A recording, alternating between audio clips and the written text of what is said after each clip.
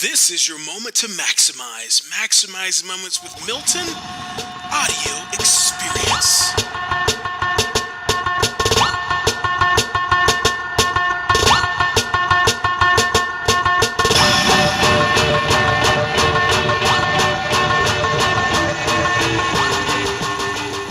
Lies, lies, and more lies. I'm telling you, you can't handle the truth, can you now? Come on.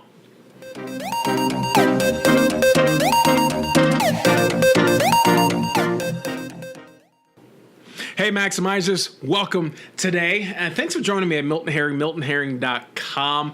Each and every time I have an opportunity to share with you, it is a joy to be able to share, hopefully impart, and inspire you to maximize your life and do something great with it. So thanks for joining me today. We're talking about the perfect lie. What is the perfect lie? I don't know if I'm setting you up, but sounds like I am setting you up. The perfect lie, quote unquote, perfect is the word we want to focus on because there's I want to share you a story. There was a young man that went to the doctor's office. He was complaining of migraines and headaches, and he went to the doctor. The doctor said, "Come on in, have a seat. What's going on?" He said, "Doc, I've got some headaches and migraines, and I don't know what's going on. I don't drink, I don't smoke, I don't do drugs, I don't hang out late at night, I don't go to parties, I don't do any of that crazy stuff." And the doctor said, And as the doctor continues to listen to what the young man is saying, he continues to poke and prod, and he says, "Hey, does that hurt? Does this hurt?" As he's putting pressure, "Does that hurt? Does this hurt?" The man says, "Well, I know, maybe a little bit." He says, "I see what's going on. I think your halo is too tight." He said his halo is too tight. Oh, what a doctor. The only reason I share that story is because we try to be perfect in life and it never is a relatable thing. There's no such thing as a perfect person. How can an imperfect person or being prove to be perfect? It's impossible.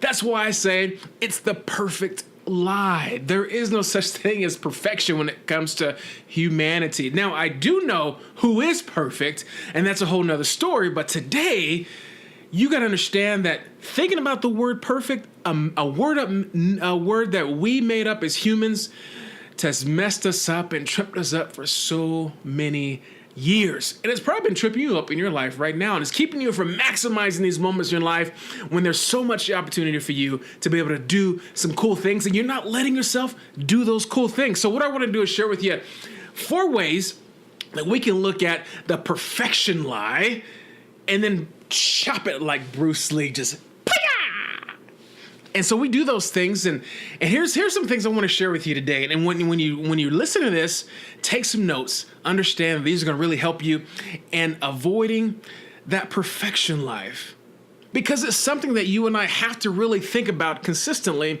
as we put ourselves out in the public, as we're just trying to be somebody that maybe we're not. Some call it mask. We mask ourselves with this perfect person and we're not the perfect person, or we have it all together. So I'm here talking to you men who have families and you're trying to lead and guide your family, but you don't want to let them know that you don't have it all together. Stop it. Just stop it. Let them know you don't have it all together. Let them know you just don't know sometimes. Or how about you have a marriage, and I've been married for 18 years, relationship going on 20 years, and I remember a lot of times I didn't want to let my wife see the chinks in my armor, the imperfection in me, because I wanted her to think that I had it all together, and that's not the truth. It's a lie.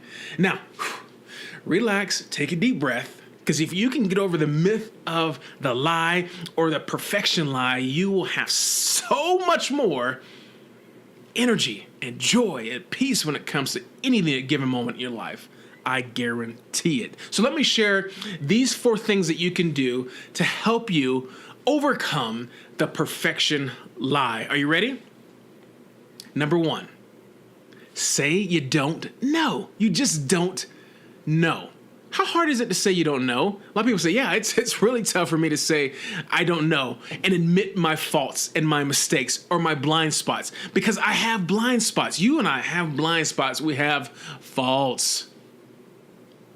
I think that's one of the cool things about life, is that the faults that we have, the blind spots we have, allows us to really need and really kind of depend on other people in relationships. Because if you have a blind spot and you can't see in a certain area, but the other person can, that's even better for you. It keeps you in your lane and keeps you safe. It keeps you headed down the right directional road towards the things that you desire and want in life. Think about driving on a freeway and you have a blind spot in your car. You look over. Yeah, you put your signal on, which is an indicator for the person that you want to come over, but you can't see there's a car in your blind spot, and you come over anyways. And what does the other driver do? He honks his horn. Hey, I'm in your blind spot. Be careful, buddy. That's what we need in our life. That's what we need in relationships. That's why we can let go in a business meeting. We can say, you know what? I don't have all the answers. I have blind spots and I have faults. Know that. That's number one. Number two, ask for help and advice. I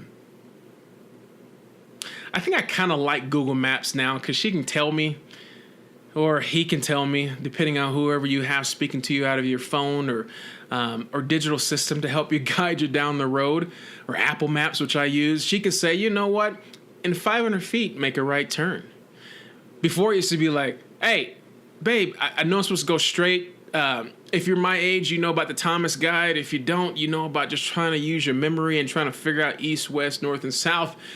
And then you come to a place where you're like, I know it's straight, but your co-pilot, my wife, would say, no, you should have made a left.